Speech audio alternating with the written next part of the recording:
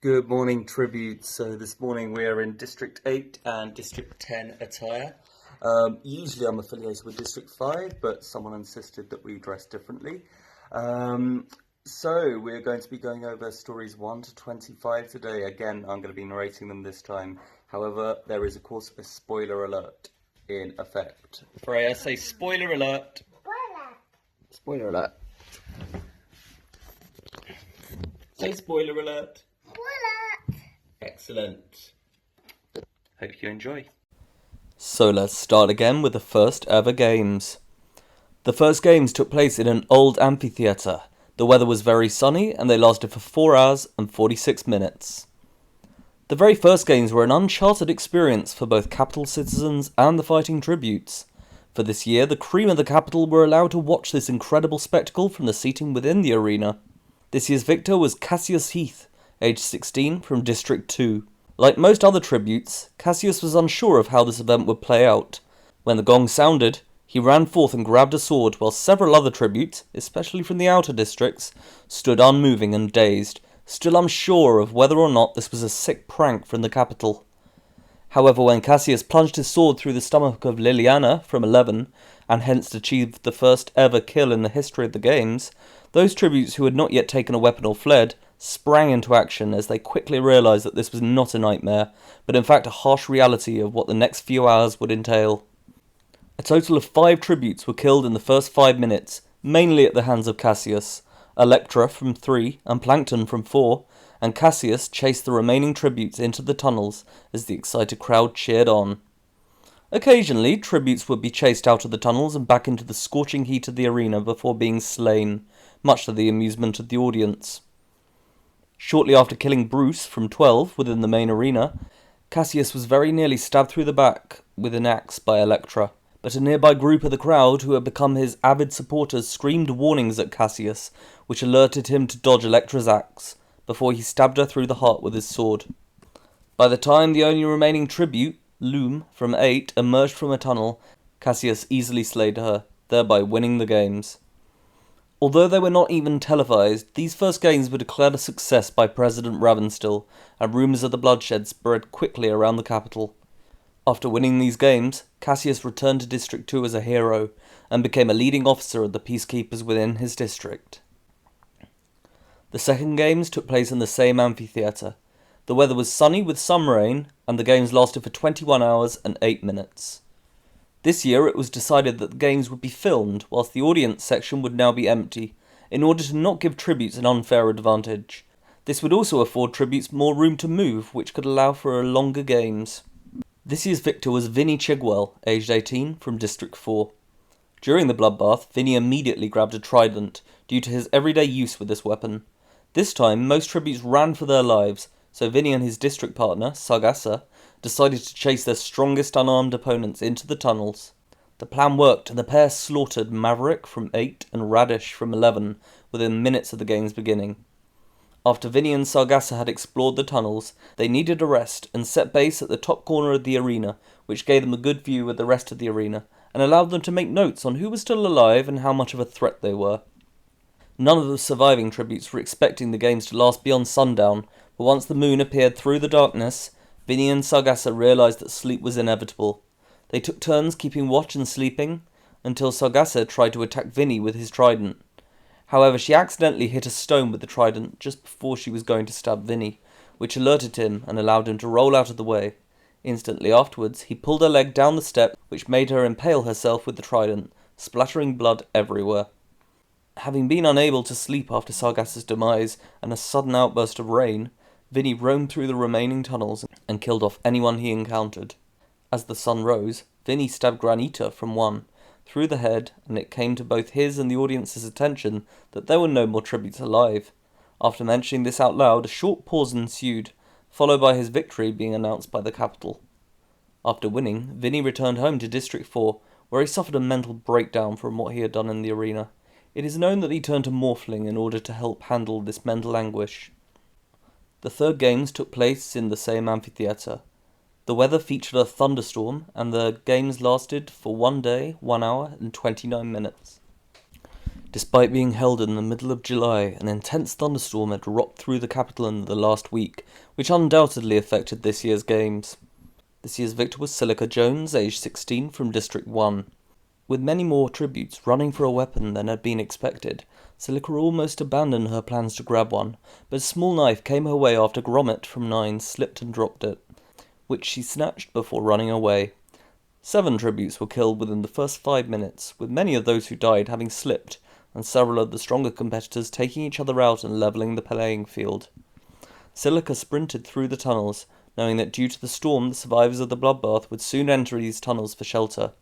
She kept a low profile and hid as far from the entrance as she possibly could, often hearing the echoes of more and more tributes being slaughtered. When she heard Seal from 4 walking near her hiding place, she jumped out and stabbed him through the brain. As she inspected his body, she noticed that his coat was extremely thick and could potentially provide shelter from the rain and possibly even some form of makeshift armour.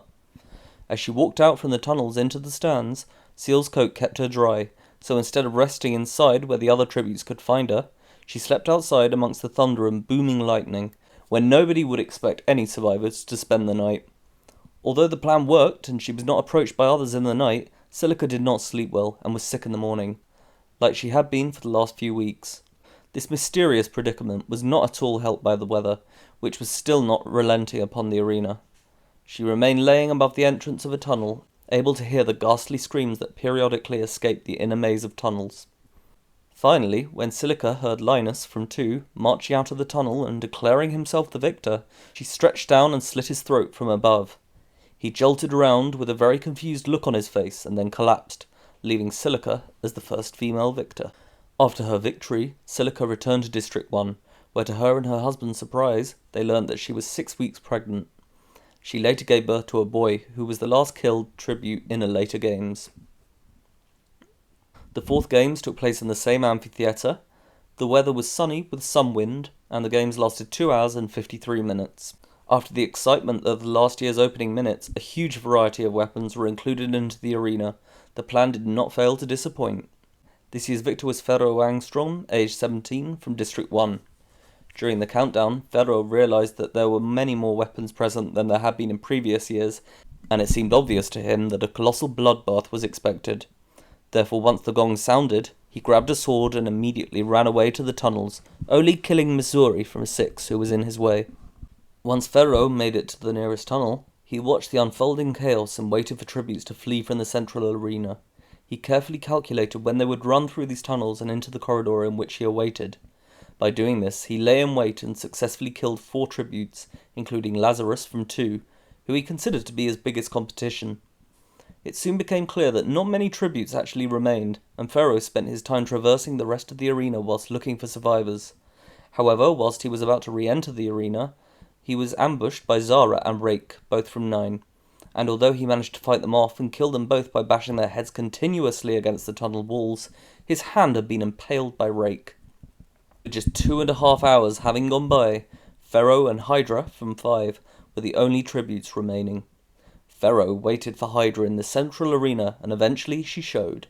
She lunged towards him with a sword, but he threw his knife at her in the nick of time, implanting itself into her head, and leaving Ferro as this year's winner. After returning to District 1, Ferro lost the use of his hand, but he accepted a prosthetic from the capital, and went on to manage his father's ruby mine.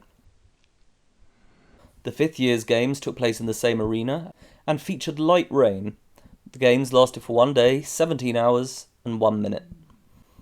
Within this games, both game makers and citizens of the capital started to notice how important alliances were between tributes, and how decent diplomacy could be much more effective than the sharpest weapon imaginable.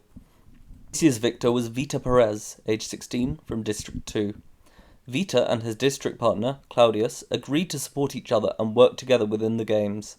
They both grabbed swords from the bloodbath and fought back to back, allowing them to not be attacked from behind like many other tributes had been in previous years. Once they had killed off the majority of other tributes who had gained a weapon, they threw the remaining weapons into the lower pit of the central arena, thereby stopping the vast majority of their fellow tributes from even having a chance of defending themselves. They kept each other from boredom by talking about home and discussing what they had seen in the capital. This also stopped them thinking so much about food. However, the rain allowed them to drink some water. Every now and then, emaciated tributes tried to sneak into the central arena in an effort to get a weapon, but this made it easier for Claudius and Vita to hunt them down and kill them. Once there were only 4 tributes remaining, it once again dawned on Vita that only one tribute would be able to leave the arena alive. During a casual chat about their teachers from District 2, Vita infamously plunged her sword through Claudius's throat whilst he was mid-sentence, which killed him instantly. After this, she hunted down the 2 remaining and unarmed tributes and killed them easily. Upon returning to District 2, Vita was shunned by her fellow citizens due to the apparently callous way that she had killed Claudius, who was known to be popular within the district. Due to the ongoing maltreatment, Vita applied to be a peacekeeper so that she could request to move to a different district. It is known that she did this, however it is unknown to which district she went to, as she changed her name so that nobody from District 2 could find her. The 6th games took place in the same amphitheatre, and the weather was sunny. They lasted for 56 minutes. With the last killing occurring before an hour had even passed, these games shocked the capital audience and are the quickest in the history of the games. This year's victor was Mos Gerardo, age 17, from District 11. Mos was one of 7 tributes who managed to grab a weapon from the cornucopia. However, unlike most of his armed rivals, he chose to chase the unarmed tributes into the tunnels. Within approximately 5 minutes, 13 tributes were dead, with only Mos and Castor from 2 in possession of weapons. Most surviving tributes tried to hide, with a group of 8 tributes massing together at the end of a corridor. Castor was the first to find this group of tributes, and although he successfully used his sword to kill 3 of their number, the rest of the group overpowered him and pinned him to the ground, while Sherlock from 10 grabbed Castor's sword and stabbed him through the head. At this point, there was only this group of survivors and Mos remaining. However, the group soon started arguing about who should be in possession of the sword. Sherlock got annoyed with Arlena, from 9, and stabbed her through the face, but due to the commotion that ensued, Mos located the group and took out Sherlock and then the rest with ease. After returning to District 11, Mos was greeted as a hero, especially for bringing victory to an outer district such as theirs. Despite receiving many offers from various women throughout the district, he married his girlfriend and had a family with her. The 7th games took place in the same amphitheatre. The weather featured snow, and the games lasted for 1 day, 4 hours, and 26 minutes. Due to the unusually cold weather for the summer, the capital allowed competing tributes to wear an extra layer of clothing. However, many tributes still developed hypothermia, which made it much easier for them to be targeted by others. This year's victor was Cutter Bates, aged 18, from District 1. Cutter was one of several tributes to try to grab a weapon from the cornucopia, but one of few who did not slip in the snow. Therefore, it immediately became very easy for Cutter and his district partner, Nephrite, to slay strong competition, with them successfully killing off both tributes from Districts 2 and 4, which were considered some of the stronger districts at the time. Cutter and Nephrite spent most of the first day hiding in the entrances to the tunnels, so that when other unarmed tributes entered the central arena in an effort to grab a weapon, the pair could surround these tributes and kill them. During the night, Nephrite and Cutter roamed the maze of passages that surrounded the central arena, and killed any tributes they found, many of whom were rather ill from the cold weather. However, as the sun rose and the final showdown edged closer, Nephrite stabbed Cutter in the back. As he collapsed, he took her with him, and despite being partly paralysed, managed to stab her with his own knife before strangling her to death. Over the next few hours, Cutter rather easily found the remaining tributes hiding in various points of the arena. He stabbed them all to death and emerged victorious. Cutter returned to District 1, although he had a strong limp from his injuries in the arena, which he had to suffer with for the rest of his life. This affected his ability to work, and he developed a strong morphling addiction. The 8th games took place in the same amphitheatre. The weather was sunny with some rain, and the games lasted for 2 days and 58 minutes. This year's games were the first to feature spears as weapons, which came in very handy for the victor. This year's victor was Justus Al-Fayed, aged 17, from District 2. Justus managed to grab a spear, but immediately ran up through the seating area and decided to watch the unfolding events from this vantage point. It was from here that he saw several of the strong competitors wipe each other out within the first 5 minutes. Justus decided to rest on one of the higher beams of the ruins at the top of the arena. Although some other tributes spotted him, it was virtually impossible for them to target Justus without him having the opportunity to kill them with his longer spear, or without them being spotted by other big threats in the arena. Justice decided to sleep in this relatively safe position during the day, whilst the other tributes roamed around the arena. However, at night, he came out and killed many tributes as they slept. Overall, he managed to kill 10 of his competitors over the 2 nights. As the rain came down, Justice ventured inside the tunnels, and when there was just he and Magnolia from 11 remaining, she snuck up on him and disarmed him before stabbing him in the shoulder, but Justice managed to overpower her, and he eye-gouged her until she died. Upon returning to District 2, Justice taught other tributes in his district how to fight and use swords, in case they were ever reaped for the games. He later went on to open a security company for the capital. The 9th games took place in the same amphitheatre. The weather was very sunny, but also featured a rainstorm. The games lasted for 21 hours and 34 minutes. This year's victor was considered to be one of the most surprising, especially due to their smaller size, age, and the other stronger competitors amongst this year's tributes. This year's victor was Marina Washington, aged 14, from District 4. When the gong sounded, Marina ran away and found herself in an alliance with Voltina from 5 and Chicago from 9. They ran through the maze of tunnels before stopping in a higher corridor in order to discuss tactics. The trio managed to work together and kept watch from the upper stands of the arena, despite not having any weapons between them. Once it was dark, Marina, Voltina, and Chicago were crept up upon by Timber and Asher, both from 7, who both had axes. Voltina and Chicago were attacked and killed, but Marina narrowly escaped by tripping down the stands and falling off into the central arena. After a restless night of moving and hiding from the remaining armed tributes, Marina took up a position above the tunnel's entrance to the central arena, where she ripped out some bricks from the upper ruins to use as weapons.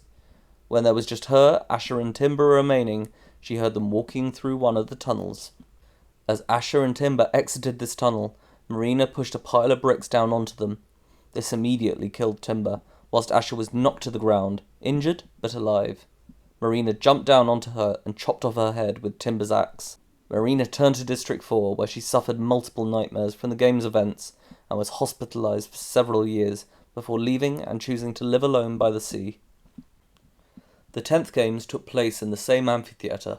However, it had been damaged by several explosions that had occurred in the days beforehand. The weather was sunny with some rain, and this year's games also featured animals for the first time in the form of poisonous snakes. The games lasted for 4 days, 5 hours, and 21 minutes. These games were considered to be a great embarrassment to the capital, due to 9 of the tributes dying before the games had even begun, along with an intruder illegally entering the arena and allegations of cheating on behalf of the victor. That said, this year saw the start of many traditions that are still popular in our games today, such as the tributes interviews and the ability to send in sponsor gifts, not to mention the introduction of animals into the arena. However, instead of having mentors from their own district, their mentors were students at the capital. This mentoring system is often considered to be a mistake, due to the mentors having too much control over the games. This year's victor was Lucy Gray Baird, aged 16, from District 12. Rather shockingly, none of the 15 tributes were killed in the opening minutes, with most of them running through the tunnels to a hiding place. Lucy hid within the stands with her district partner, Jessup, where they took it in turns sleeping and looking out for each other.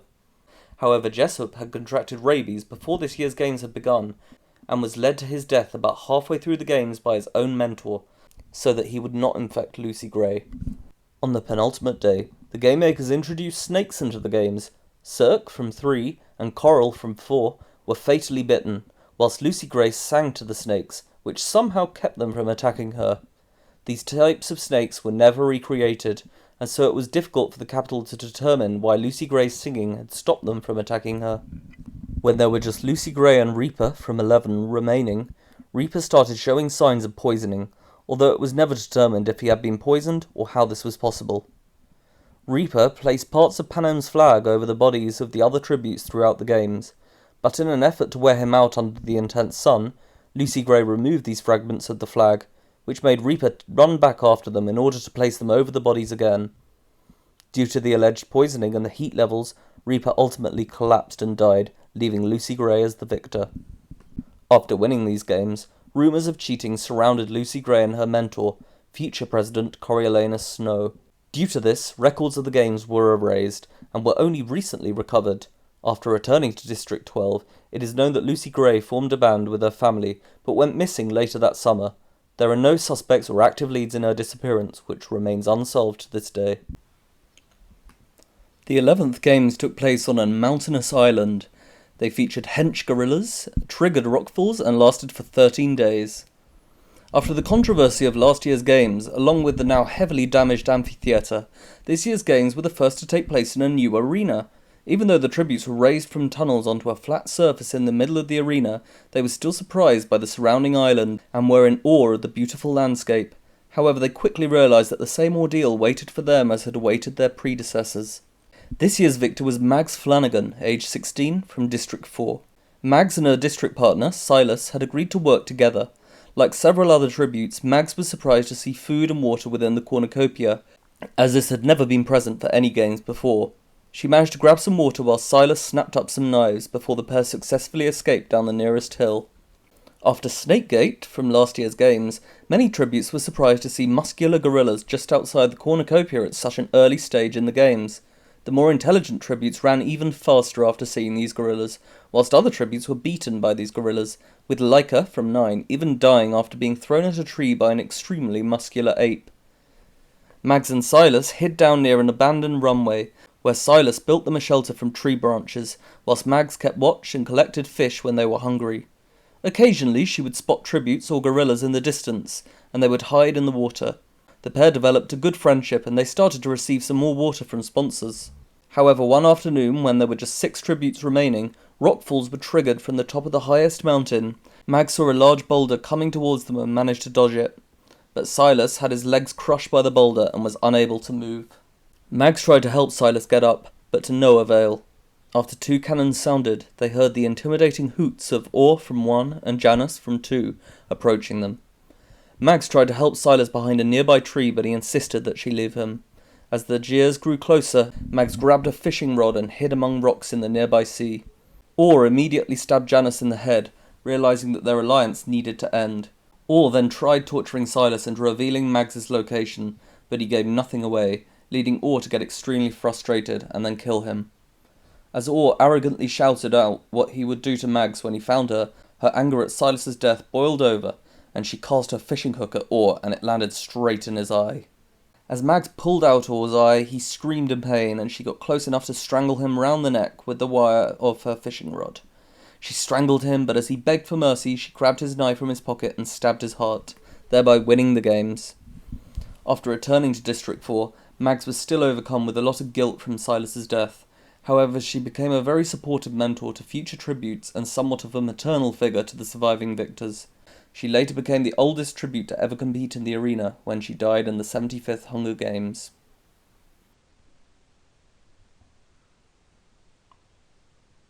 The 12th games took place in Sparse Woodland. They featured violent rabbits, a blackout, and lasted for 9 days. This arena was thought to be difficult for many of the weaker tributes due to a lack of places to hide in the transparent landscape. Furthermore, this year cemented the idea of a career pack, with the tributes from Districts 1 and 2 grouping together in later years. This year's victor was Scarn Carter, aged 16, from District 1. Although most tributes managed to grab some food, drink, or a weapon, Scarn and the rest of the careers were able to chase them, and they successfully killed many tributes as they fled the bloodbath, with a total of 14 deaths within 2 hours. Over the next few days, the career pack continued to roam the arena, mercilessly hunting tributes. However, one night their food supply was set on fire by Rubius and Pixie, both from 6, who both escaped before the careers had even spotted the fire. With no food, Scarn and the others decided to hunt the rabbits for food, but the plan backfired when they realised that the rabbits were much more deadly than they first appeared.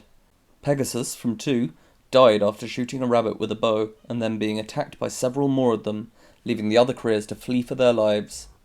With 7 tributes remaining, a blackout suddenly occurred, and the arena was thrown into complete darkness. Scarn, who had the only weapon between the career pack, very quickly stabbed the other careers before they could even realise what was happening. She stayed still for the rest of the blackout before the light returned, and she ate a raw rabbit in order to stay alive. With just Scarn, Rubius, and Domingo from 10 surviving the blackout, the rabbits chased them back to the cornucopia. In his panic, Domingo ran headfirst into a tree, impaling his brain on a branch, which left Scarn and Rubius to the final battle. Although Rubius tried to put up a fight, he had no weapon and was easily killed by Scarn, who became this year's winner.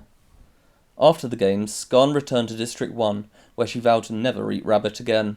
She went on to work as the manager of a leading emerald mine.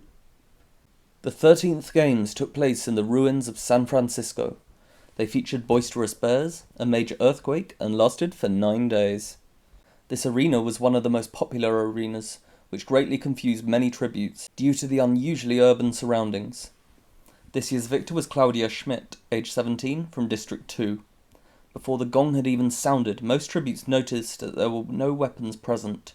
Desperate to kill off some of the strongest competition whilst the opportunity was present, Claudia immediately ran to a dilapidated building and ripped out some loose bricks, which she smashed against the heads of several tributes as they tried to escape. Claudia grouped with the other careers, and whilst roaming the streets, they found a park where many of the bears had gathered. Whilst these bears were not so bloodthirsty, their strong paws and overly playful behaviour were enough to cause pain and injury to any human. Therefore, the careers coordinated together to chase tributes into this park, which often led to these tributes' demise. When there were just 10 tributes left, the career pack chased Phileas from 5 onto the largest bridge, but due to an earthquake that was triggered by the game makers, most of the bridge collapsed, with all these tributes except for Claudia falling to a watery death, while she survived by holding onto the side wiring of the bridge. Once Claudia made it back to mainland, she ripped out more bricks from other buildings and waited on the 3rd floor of a central building. She then threw down water bottles or food, and when other tributes came to grab these supplies, she dropped the bricks on top of them, killing 4 different tributes this way. When only Claudia and Ramses from 3 remained, they were chased by the bears back to the ground floor of the tallest building. Although Ramses managed to stab Claudia with some jagged metal in her shoulder, she remembered some rocks she had in her pocket and smashed it repeatedly against Ramses' head, thereby emerging victorious. After her games, Claudia became known as Smasher Schmidt by citizens of the capital, and upon returning to District 2, she was one of the residents of the district to help set up an unofficial training academy for potential new tributes, which went on to be extremely popular, even among non-tributes. The 14th games took place in icy fields. They featured monstrous bisons, an intense blizzard, and lasted for 6 days. This was one of the first games set in a colder environment, and it was not the most popular games. This year's victor was Garrison Harper, aged 18, from District 3. Prior to the games, Garrison had agreed to work with Rory from 5. During a relatively bloodless bloodbath, Garrison and Rory grabbed some throwing knives and a small quantity of water. Over the first day, the majority of tributes encountered the bisons, with an unlucky few being brutally impaled on their horns and killed, which led to the majority of survivors, including Garrison and Rory, climbing trees for safety. Garrison and Rory managed to trap and kill a bison, which allowed them to survive by eating its meat.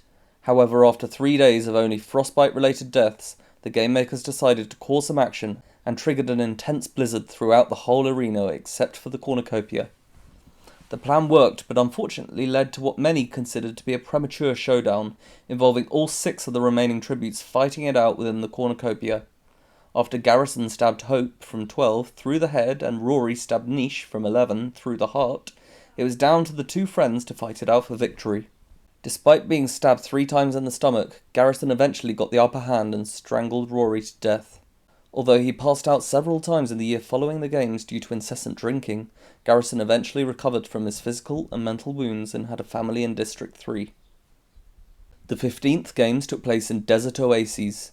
They featured poisonous butterflies, a mutt chase, and lasted for 13 days. It was never expected that a simple pair of binoculars would be a tribute's key to victory, but this was surprisingly the case this year. This year's victor was Tyrone Mackenzie, aged 18, from District 9. During the opening countdown, Tyrone noticed binoculars near the cornucopia. Having never seen them in the games before, he realised that they must be there for a reason, and would likely be useful. So when the games began, Tyrone grabbed them and ran to a distant oasis before collapsing in the water in a wave of exhaustion. On the 2nd day, it was Tyrone's birthday, and he was very grateful to receive a picnic from sponsors. Rammstein and Vera, both from 10, encountered Tyrone's oasis, and as he hid in a palm tree, he heard them talk about how the butterflies were poisonous. With this information, Tyrone spent the next days capturing butterflies and extracting their venom into some of his food in the oasis water. From then, whenever he saw approaching tributes, he hid in the bushes and watched many of them consume what would be their final drink or meal. He took the knife from the last tribute, Barb, from 12, that he killed in this way. With 4 tributes remaining, Tyrone heard mutts approaching from the perimeter of the arena. He was one of just 2 tributes to make it back to the cornucopia in time, and during an exhausting final battle with the other survivor, Lupus, from 2, Tyrone stabbed him through the heart and won. After winning his games, Tyrone opened a butterfly sanctuary within the capital, which became very popular amongst its citizens. The 16th games took place in the Grand Canyon valleys. They featured moronic goats, a tsunami through the valleys, and lasted for 12 days. This year was a year with many accidental deaths, due to tributes losing their footing on the cliffs and stumbling to their deaths. This year's victor was Woof Casino, aged 17, from District 8. Woof and his district partner, Ramona, were both reaped for the games shortly after they had ended a romantic relationship. This came to light during the tribute's interviews and caused a lot of amusement for the capital's citizens. Despite being placed into this awkward situation, the pair agreed to team up and managed to gather some supplies from the cornucopia before running away up the nearest hill they could see. They survived by eating goats and certain insects, aided by Woof's ability to capture the goats and Ramona's broad knowledge of poisonous insects. At times they argued, with Woof accusing Ramona of having cheated on him, but when things got overly heated, they would remind each other that they needed to stop talking, or this could alert other tributes to their position. Their ongoing drama amused the capital as well, with many of their friends from District 8 being interviewed about their relationship on Capital TV, and the games actually having a slightly more amusing feel this year. When there were just 8 tributes remaining, a tsunami was triggered to run through the valleys. Woof helped Ramona reach high ground, and this left them and just 2 other tributes alive. Woof and Ramona didn't want the final showdown to be between them, so they ended their alliance, but within an hour of them separating, Oceania, from 4, killed Sigmund, from 9, before she was rammed off a cliff by a surprisingly violent goat. This left Woof and Ramona to fight together at the end. When they reached each other, they had a final discussion, and Ramona confessed that she had cheated on Woof, but that she still loved him. Immediately afterwards, whilst Woof was processing this information, Ramona slit her own throat and collapsed.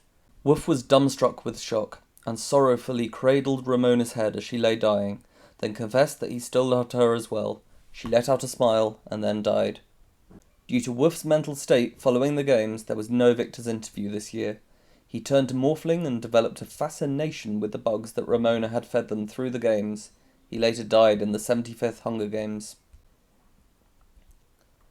The 17th games took place in a poisonous wasteland. They featured flesh-eating vultures, a full-scale hurricane, and lasted for 6 days.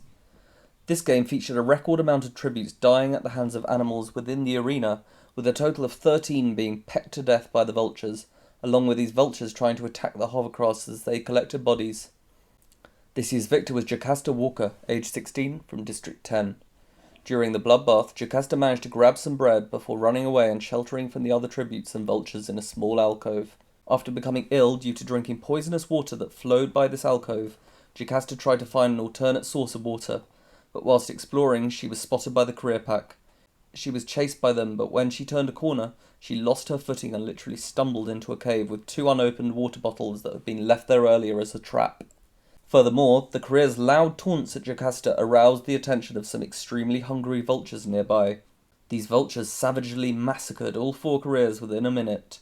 Jocasta used the cave to shelter from both the vultures and the hurricane that ensued. This hurricane caused many remaining tributes to fall down the cliffs to their deaths, and when Jocasta, Plank from 7, and Petal from 11 returned to the cornucopia for the showdown, Jocasta was by far the least injured, having escaped the vultures and the intense winds. She easily dispatched the others by using stalactites from the cave as makeshift spears. After winning the games, Jocasta returned to District 10 with a new lease on life. She settled down with her boyfriend and they had a family. The 18th games took place in Bountiful cornfields. They featured psychopathic hamsters, a roaming tornado, and lasted for 11 days. After the last 2 games had proved popular, but were critiqued for not enough murders between tributes occurring, the arena was deliberately made to be nicer, with only small animals that could cause harm to tributes. This year's victor was Darren Gutierrez, aged 16, from District 8. During the bloodbath, Darren narrowly saved Hazel from 9 from being stabbed by Switch from 3.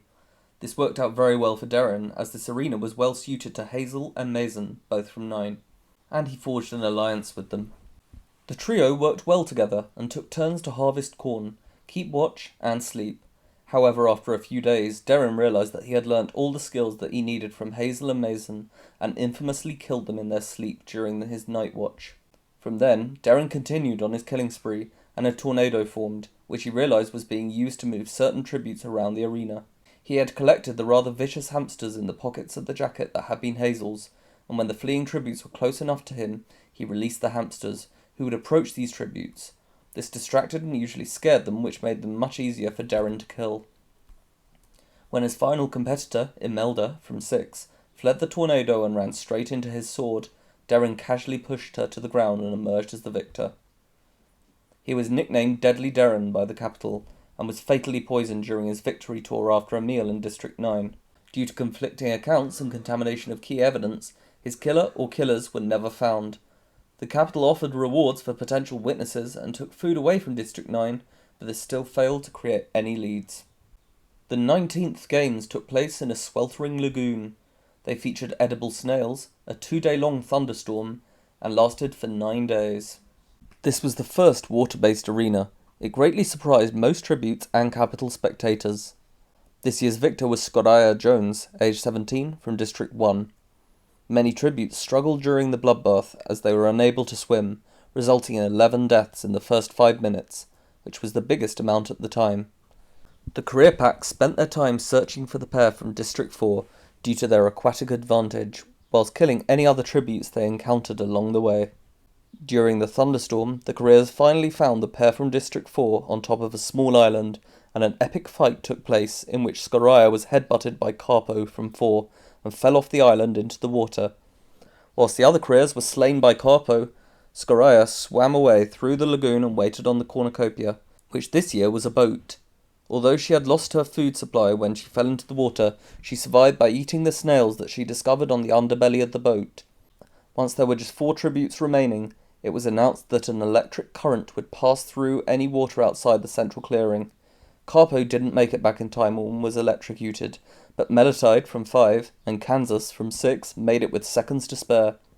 Scoraya ripped off the mast from the boat, and as Melatide and Kansas tried to climb onto the boat, she jumped out from behind the cabin and used the mast to knock them back into the water. She then got into the water and drowned the injured pair with one hand on each of their heads, achieving victory. After winning, Scoraya started teaching water-based combat at District 1's training academy. The 20th games took place in flooded fields. They featured angry hippos, acid rainfall, and lasted for 7 days.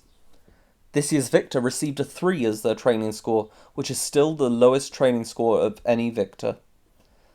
This year's victor was Jason Jennings, aged 14, from District 5. The tough terrain and violence from the hippos made it difficult for many of the tributes to flee quickly, and the careers were focused on catching the bigger competition instead of weaker tributes like Jason. Jason followed the careers and took a titanium water bottle whilst they were trying to chase Tulle from 8. During the acid rainfall, Jason managed to collect some acidic rain in this bottle. When the careers were distracted and arguing about tactics, Jason poured acid into their communal water bottle before running away.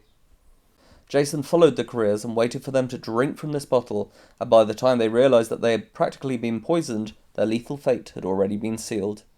Once the careers had died, Jason purposefully angered a particularly irate school of hippos, thereby creating loud roars that lured other tributes towards his location. Once these tributes were close enough and directly under the tree where he was hiding, he poured acid onto them, then slaughtered them with a knife he had stolen from the careers whilst they were collapsed in pain. To many viewers' surprise, Jason and Twiglet from 7, a puny lad and an emaciated 12-year-old, were the last 2 tributes standing. When they found each other in a nearby field, Jason gradually got the upper hand and drowned Twiglet under the water. After Jason's victory, he was nicknamed Acid Boy, and once an adult, he became a teacher in District 5's leading academy. The 21st games took place in an abandoned theme park. They featured speedy jaguars, a ride demolition, and lasted for 12 days. This year's games was so popular that the park in the arena was renovated shortly after the games ended, and is still enjoyed by capital children to this day. This year's victor was Bluebell Jansen, aged 17, from District 11. The career tributes were the most confused by the cornucopia, as there were no weapons present, which led to only 5 deaths on day 1, with 3 of these being caused by the jaguars. It wasn't until the 3rd day that surviving tributes started using jagged metal from the rusty rides as weapons. Bluebell didn't make much of an impression during the interviews, but whilst training, she struck up a relationship with Quagmire, her district partner. She seduced him on the 2nd night of the games, using the reasoning that they should enjoy their last few days alive as much as possible. Whilst being intimate, Bluebell wrapped her legs so tightly around Quagmire's chest that he started to choke. When he tried to push her off, she rolled over and wrapped her legs around his neck. He lost consciousness shortly after, and as his cannon sounded, Bluebell winked at the camera, all this having happened while she was completely naked. This is viewed by many to be one of the most iconic murders in the history of the Hunger Games, and instantly made Bluebell a capital favourite, with sponsors sending her a variety of gifts, including water. Bluebell used this act to seduce and kill Rocky from 12, Sonique from 3, and Ezekiel from 5, on adjacent nights, a tactic that was aided by her good looks and ability to play the damsel in distress. Audience was shocked yet amused that this tactic was continuously working for Bluebell, with some joking that it was the nicest way to die in the games. When there were 10 tributes left, many of them stayed next to a drinkable river in the south of the arena, but the game makers triggered the rides bordering the river to collapse onto the river. This demolition killed 3 tributes, whilst injuring the majority of survivors, but as Bluebell had already been gifted with water, she was far away from the arena, and hence remained unscathed. When Bluebell and Silico from 1 were the only tributes remaining, it was thought that Silico would easily take the win. He chased Bluebell up the tracks of a roller coaster, but just as he was about to stab her with his sword, she ripped out some chain from the top of the ride and lashed his eyes with it, leaving him crying out in pain.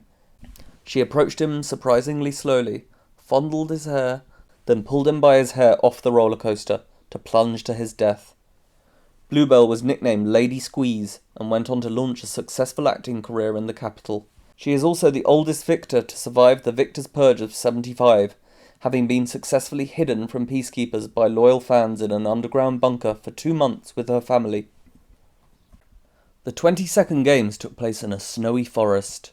They featured vicious foxes, a sudden avalanche, and lasted for 5 days.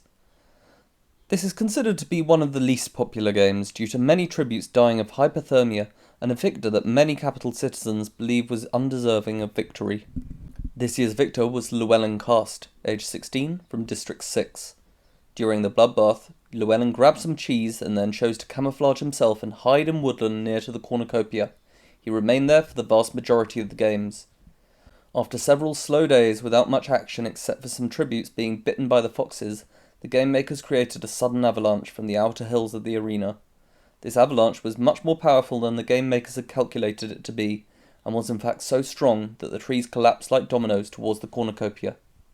Llewellyn was already near the cornucopia, so he was safe, but 7 of the 8 other tributes were killed by the collapsing trees. The only other survivor was Pluto from 2, who had become a capital favourite due to him having killed 4 of the other tributes, the highest kill count this year. Pluto walked out from the cornucopia and was desperately trying to work out who the other remaining tribute was and where they could be.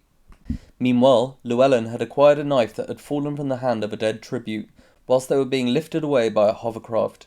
When Pluto was most distracted and looking elsewhere, Llewellyn crept up on him and slashed his throat from behind. After the games, the head game maker was reported to have moved to the European lands and has not been heard from since. Llewellyn returned to District 6 and became a morphling addict. The 23rd games took place in Woodland Lakes. They featured tame jabberjays, an oxygen drop, and lasted for 10 days. Along with the 10th games, this year's games are no longer shown on Capital TV, generally being erased from Capital Records. This year's victor was Cirrus Quell, aged 17, from District 7. During the bloodbath, Cirrus narrowly avoided death at the hands of Archon, from 1, who managed to take his jacket. After the surviving tributes fled from the cornucopia, they explored the arena and found places to hide from each other. Alliances often shifted throughout these games, with several tributes attacking each other before working together when confronting other tributes. With 14 tributes remaining, the game makers announced that levels of oxygen would be dropped in the arena, with masks being provided in the cornucopia that would allow tributes to breathe. Cirrus narrowly managed to retrieve a mask, but 4 other tributes were not so lucky and were killed at the hands of the careers. The next day, Cirrus rescued Gem from 10 and made an alliance with her. The next day they were joined by Scout and Mason, both from 9. The group was completely exhausted and agreed to take turns sleeping and keeping watch. The game makers soon manipulated tributes into the same area, and the next day a bloody showdown occurred. Allies suddenly turned on each other until only Cirrus and Archon were supposedly left. However, a dying Scout shot Archon with a crossbow, leaving Cirrus to win. Once Scout lost consciousness and died, Cirrus had a breakdown and killed himself. This was the first suicide of a victor in or out of the arena, and this open act of defiance led to Cirrus Quell's name, along with records of this year's games, being scrapped from history. In penance for this act, the capital decided to introduce the Quarter Quell, with a special rule change being implemented into every 25th year of the games, starting with the 25th games that occurred 2 years later. The 24th games took place in Sweltering caves. They featured bothersome rats, a sonic surge, and lasted for 8 days. This year's games were remembered for tributes spending most of their time in the arena half naked, due to the intense heat of this underground cave. This year's victor was Julius Galloway, aged 16, from District 2. Within minutes of escaping from the bloodbath, most tributes had removed as many clothes as their decency would allow, due to the intense heat, whilst deaths started occurring at a usual rate. Most tributes travelled as far as they could from the cornucopia and skirted the perimeter, in an effort to find an exit from the cave and an escape from the rats, but to no avail. Vivian, from 12, was so scared and disgusted by the rats that she deliberately slit her own throat with a stalactite. A few days in, the game makers wanted to bring the tributes back together, so the game makers announced that a deafening surge would be released from the cornucopia in 5 minutes' time, and that the only way tributes could stop this sound from bursting their eardrums would be to grab a set of ear protectors from the cornucopia. This plan worked and led to what was known as the Second Bloodbath, with 4 tributes being stabbed whilst trying to grab headphones, whilst Birch from 7 and Stem from 11 didn't make it back to the cornucopia in time and had what viewers described as their brains come out their ears. As the career pack tried to capture some of the other 5 tributes who had successfully escaped, Julius and Priscilla, from 2, seized the opportunity to eliminate their biggest competition and killed Gravello and Selenita, both from 1, by simultaneously stabbing them through the backs of their heads. The pair of them continually roamed through the cave and killed off their competition, before waiting until there was only one other tribute left before they turned on each other. Priscilla tried to stab Julius in the face, but he ducked before getting Priscilla in a headlock and snapping her neck. Shortly after this, he found Bruno from 8 and killed him by throwing a stalactite through his head. Upon returning to District 2, Julius gave up fighting and spent several years living in a mountain commune within the mountains surrounding the capital. The 25th Games was set in Egyptian ruins. After Cirrus Quell's actions from 2 years before, the capital ordered that for this first Quarter Quell, the districts would each vote for their tributes. This resulted in a pool of tributes who were either very unpopular, known criminals, the children of high-ranking district officials, or a mixture of these descriptions. This year's victor had allegedly dealt a contaminated batch of morphling within their district, thus leaving them very unpopular and in jail. To make these games especially memorable, the game makers decided to use the fable of the 10 Egyptian plagues, with one plague happening each day in the order that they occurred. They recreated an arena that would have been the setting for these plagues, with a long river flowing through the arena. The victor was Guillaume Lefebvre, aged 16, from District 11. The cornucopia was suspiciously full of supplies, leading to most tributes being able to grab something useful and escape, with less fights over supplies and only 3 tributes being killed in the initial bloodbath. Most of the remaining tributes ran through the desert hills to safety, but just as they were getting their bearings, thick red blood started raining down on them, horrifying many tributes and even causing some to run blindly into walls and knock themselves unconscious. Selena from 6 even fell continuously down a pyramid to her death.